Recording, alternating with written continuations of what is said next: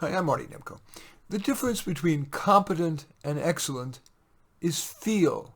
A feel for when and how to say what, when and how to touch your romantic partner, when and how to play the next note, how firmly to press the scalpel. Whether music, counseling, sex, or surgery, when you've reached competence but not mastery, you're wondering if the only answer is experience, practice. Well, not quite. We all know people who have plenty of experience making the same mistakes and mundanity for 20 years.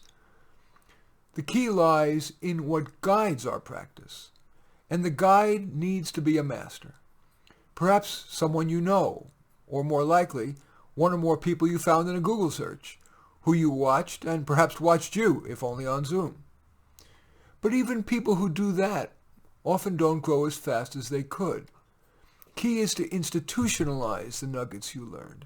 That means writing them down in what I call a nugget file, in Word or whatever your word processor is, and rereading your nuggets before each work session, and afterwards rating yourself on how well you used the nuggets. Let's say you're a helping professional, such as a psychotherapist or counselor, coach, physician, physical therapist, whatever. Google search whatever you're trying to get more expert in and nuance it. For example, let's say you'd like to get better at moving a client forward from past trauma. You're a psychotherapist. Google the word therapist and the word trauma together, therapist and trauma. And that reveals many therapists who specialize in trauma-informed therapy. Visit their websites to read about them, see their articles, maybe videos, and then pick one or more to send a video clip of a recent session that you conducted. Offer to pay them to review it. Put into your, of course, you're going to have client permission before you do that. Put into your nugget file each bit of feedback that you want to remember and don't already know.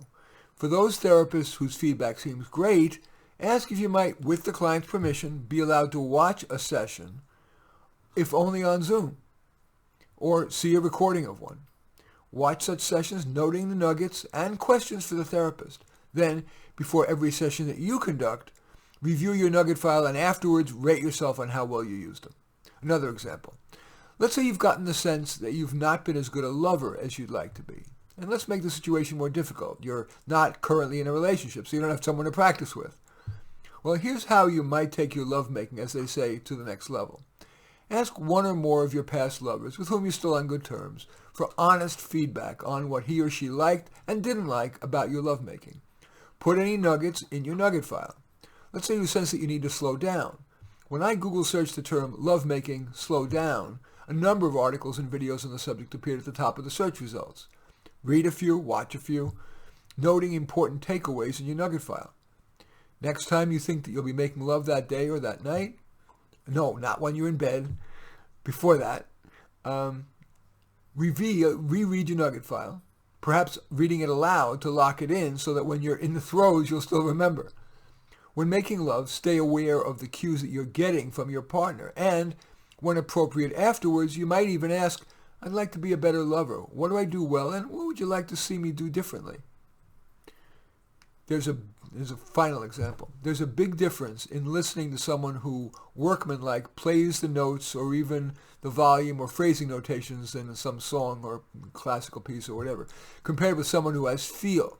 As famed pianist Arthur Schnabel said, the notes I handle no better than many pianists, but the pauses between the notes, that is where the art resides, end quote.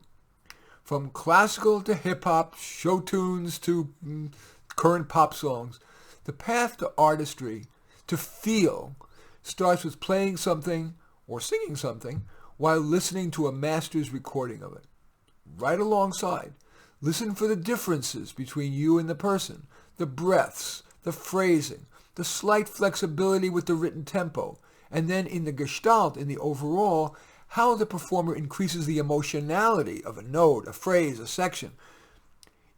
Imitation provides instant feedback to you and is preliminary to developing your own artistry. First, learn to copy the masters.